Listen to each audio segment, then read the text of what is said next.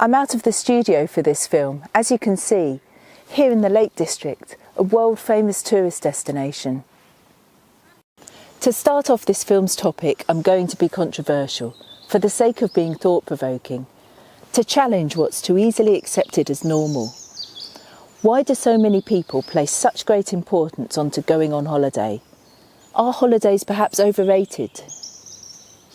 If more people put in the necessary effort to work out what their deepest or highest dream is, and then to make it become a reality, I suggest they wouldn't be so eager to get away. They'd be living their dream, doing what they really wanted to be doing, enthusiastically, rather than reluctantly going through the motions of turning up 5 days a week for some meaningless 9-to-5 job. If you had deeper meaning and purpose, following your dream, you wouldn't need the superficial distraction of holiday after holiday, plus those extra weekend breaks to look forward to relieve the boredom or everyday slog of being a cog in the wheel of the rat race. You'd be doing what you really want to be doing, so those frequent breaks would instantly become somewhat irrelevant, because you wouldn't be so quick to want to get away. As previously explained, we're going to examine in more detail each of the 16 key factors, beginning in this film with the first of these crucial key factors, meaning and purpose. Meaning and purpose is what you might think of as the key to all keys. If you get this bit, this step, correct, then you'll open up a huge potential ahead of you.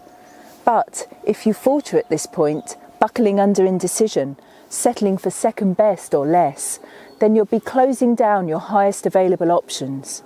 Your future will be restricted within the range of average.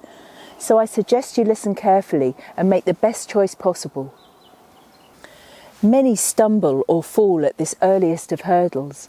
Perhaps the choice comes too quickly, too early on, when you're merely a beginner, just at the start, and you know next to nothing. But it is what it is. Regardless of the poor social conditioning around you, where you're surrounded by a world of the lost and limited, you nevertheless always have freedom of choice. You can pick your own way in life. You don't have to be a sheep following the crowd. Besides, since when has normal been a worthwhile choice? So you want to aim high, to pick the deepest meaning and purpose of all. Don't be fooled into thinking that just a bit of improvement will do. A tweak or small addition here and there will suffice, because it won't. A fundamental change is required, a paradigm shift in psychology or consciousness, and therefore that should be your mission objective. Go for gold, nothing less. Human beings are intelligent and have the spirit of an adventurer to explore the unknown. But they're also stuck, trapped in the bubble of selfishness, aided by the avoidance syndrome. The highest meaning and purpose of all must be to advance, to evolve further. And this means working towards a significantly different level of psychology, to achieve nothing less than a breakthrough to a much, much better way of life. You've presumably found us because you've started searching for that something more. You realise that any advice from those around you will be mediocre, simply because family and friends have settled for the mundane life. They can't point towards what they don't know or understand. You've probably also been unimpressed by the bullshit talks by many who claim to know a path to somewhere or something deeper. You've sussed out that their truisms and feel-good words are just that, somewhat hollow or empty. They actually know little of value. There are religions, cults, philosophies, therapies and so on, all with lots of followers, but none of it delivers. It's just a massive failure. People are desperate to believe and belong, but they're also gullible, poor at discerning fact from fiction, lacking in rational thinking. By contrast, we're genuine pioneers. What we know and say works. It's real. But you could still fail to properly get going. Society doesn't help. You're bombarded with contradictory messages, urged to do this and that, especially from those closest to you. Do you fit in, succumbing to all those voices and influences who don't want you to rock the proverbial boat? Or are you willing to be an outcast, an outlier, to be true to yourself? We'll be looking at what it means to be true to yourself, as William Shakespeare wisely urged hundreds of years ago, in the next film. But that's getting ahead of ourselves. We can't only look at the highest form of meaning and purpose. To maximise understanding, we have to examine the whole spectrum of differing levels of meaning and purpose. For the sake of convenience and communication, we'll split all of the available options into 3 basic categories. An individual's motivation flows from the source of whatever meaning and purpose has been chosen. At the lower end of the scale, you could have little to no meaning or purpose in your life, which basically translates as, I don't give a damn. Motivation is minimal. A minority of people have no interest in working or having a career. They drift along, perhaps part of the long-term unemployed, supported by state aid social security. Nobody seems to care for them, so why should they bother? What's the point? Self-esteem is at rock bottom, incentive is low. These individuals choose to be drifters, hangers-on, merely existing. It's sad, but that's what a series of poor choices has led to. The vast majority of people lie within the mid-range, the second of our 3 categories. This is typical, although there's a wide range within this mid-tier. There's concern for yourself, family and friends, which influences your attitude to work and leisure, bringing varying degrees of stability and ambition. Many just fit in as good foot soldiers. They're normal with nothing outstanding. Others aim a bit higher, developing a degree of ambition. They're ladder climbers, albeit not overly successful. But some are successful ladder climbers, viewed as winners. They eventually live in the biggest houses, drive the most expensive cars, and fly first class on holiday. Some make it by lots of hard work. Perhaps they excel at what they do. Others take chances which pay off.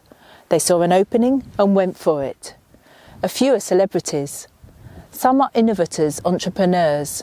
This group, who are at the most successful end of our second category, have stronger motivation and reap a greater degree of fulfilment. But their lives, though metaphorically and literally richer, are still limited. There's more to life than a successful career and significant wealth, with all the accompanying material possessions and trimmings. Many people wonder if there's a higher or deeper meaning to life. It's probably true to say that the majority of these individuals don't take their contemplation very far. Some pay lip service to religion. Some develop a particular philosophical outlook. Others become alternative, which doesn't really amount to much. They might have dropped out, but they've usually lost out. They're on the margins of society, a number being misfits, or they're just deluded. Commonly, those who maintain an interest in something more do so whilst fitting in. There are compromises galore. A sincere spirit of searching quickly becomes a more sedentary way of life, tied in with their sense of self-identity. They avoid much of what should be obvious, increasingly smelling of hypocrisy as the years go by. To varying degrees, they've also sold out, or, at least, they've failed to burst the bubble of selfishness. A percentage of these individuals are also successful in conventional ways. If most people apply some of our 16 key factors some of the time, then this small group apply most of them most of the time, albeit with glaring exceptions. They've got close to finding something, yet are still not near enough. We've already briefly outlined, in an earlier film, why there's been a long history of failure in attempting to bring about a fundamental shift in consciousness. The 2 problems have been incomplete knowledge or understanding, massively underpinned or sabotaged by psychological avoidance, which frustrates change. And this has been the state of play, restricting progress for those who have been sincerely searching. Our organisation has fortunately achieved a major breakthrough. There's an excellent outline of our pioneering work in our book Avoidance Doesn't Work, covering the past few decades, explaining why we know all that we know, so we don't need to repeat it again here. You can find details of the book on our websites if you're interested in this relevant background. Anyway, there's thankfully been a breakthrough. This means you now have a very real opportunity to achieve a significant change in yourself, one that can help make life better for all. It's no longer a dream, a vague sense that there surely must be more to life than the normal mundane way. It's taken many years of pioneering endeavour and hard work in applying everything, but we've established, repeatedly demonstrated, two crucial things. First, we have an exact and complete path forward. The process works and it's real. Second, we've also proven that it can be taught and learnt. This second bit has been far from easy because the necessary unlearning is complicated by the avoidance syndrome. During the early years, we saw individuals genuinely changing, but only up to a certain point. There were still limits. We lacked role models to demonstrate that the higher levels are actually achievable, which they are. That's now changing, and we're increasingly demonstrating what is possible. Okay, we'll slow things down a bit at this point because it's important to scrutinise the difference between dreaming the dream and living the dream. Whereas this might seem obvious, the reality is that it's an area of confusion. A lot of people searching for that something more fail to see the difference. The two things, dreaming the dream and living the dream, are not one and the same thing. We have to see them both, on their own, for what they are and are not, so the existing vagueness can be dispersed. We need clarity if there's going to be understanding. This problem is caused by a lack of sufficient knowledge, made worse by inexperience. There's a reality gap. It shows up with various types of dreams. A teenager yearns for a baby which she believes will magically make her an adult woman. There are no smelly nappies, sleepless nights, and those piercing screams of a baby needing attention in these naive imaginations. Yet that's the harsh reality after giving birth, with further surprises ahead on the path of parenthood. Someone aspires to own their own business, to grow wealthy and have more freedom. But they fail to realise that, in practice, being your own boss involves a lot more responsibility, stress, and longer working hours. In film number 10, we'll be talking a lot about the importance of grasping opportunity and working hard. This key factor is crucial for making a dream come true, but most people are lousy at grasping opportunity.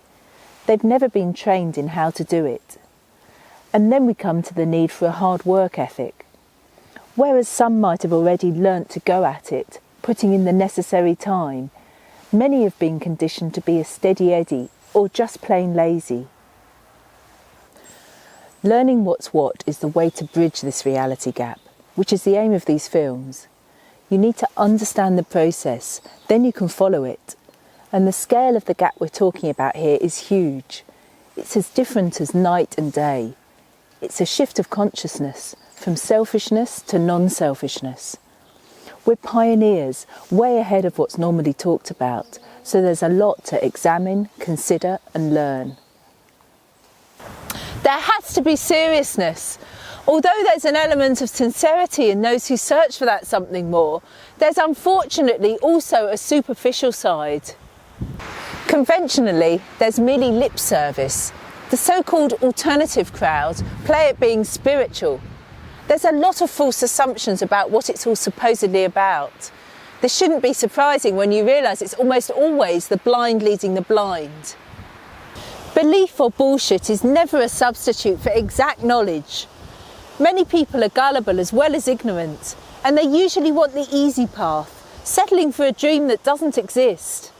When all of this is considered, it's not surprising that they pick a superficial substitute rather than the real deal. This is the danger of easy. It's not as simple as constructively learning what you need to do. When you dare to be different, to go way beyond your comfort zone, there's a danger of you having an emotional backlash. Past fears and other insecurities are lurking underneath the surface, ready to suddenly re-emerge and put an immediate stop to your big dreams. It's what we call a shark attack. We'll be looking at this emotional reaction in film number 12. I wish we could explain everything in great detail, including how it all links together, instantly. But that's not possible. It takes study, We're talking reality here, not some fairy tale for the immature. I said at the beginning of this film that meaning and purpose is the key to all keys, and this is true.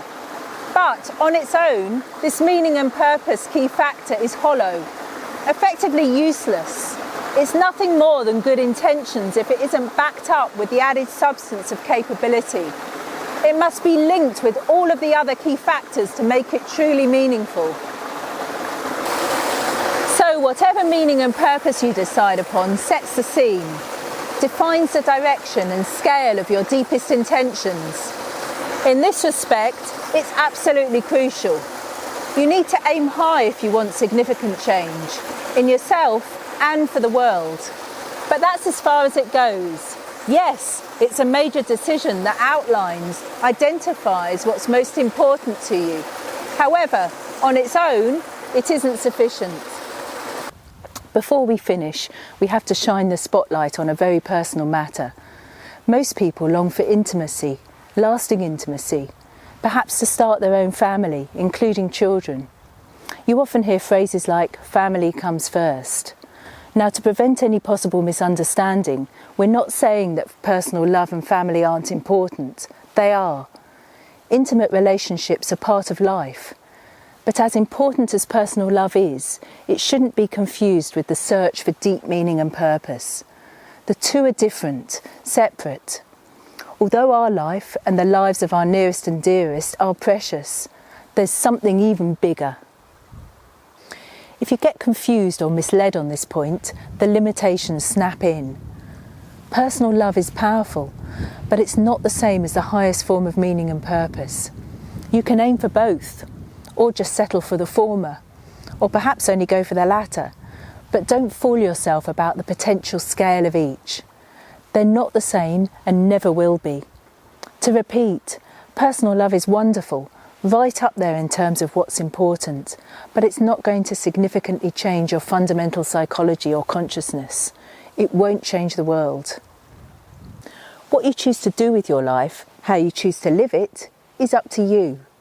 To make the very best choice, you should understand enough about how social conditioning has initially influenced you and continues to do so, how circumstances can influence behaviour. You should be aware of the basic choices that you've got, the differing levels of meaning and purpose available. You should also be acutely aware of psychological avoidance and how this is crippling. But then it's down to you. It's your choice. The normalised self-orientated psychology, selfishness, only works up to a point. If we want a much better life, a better world, then we need to stop and rethink. We need to be willing to abandon a model or system that fails. As selfishness is dysfunctional, inherently problematic, it blocks our human potential. Avoidance limits. Ultimately, it doesn't work. If our eyes are open, if we train ourselves to think rationally and only rationally, then the evidence of what's happening all around us should force us into a radical new way of thinking. It's time for humanity to grow up, to mature, to reach beyond the mundane and mediocre. This isn't a rehearsal, it's our one chance to shine.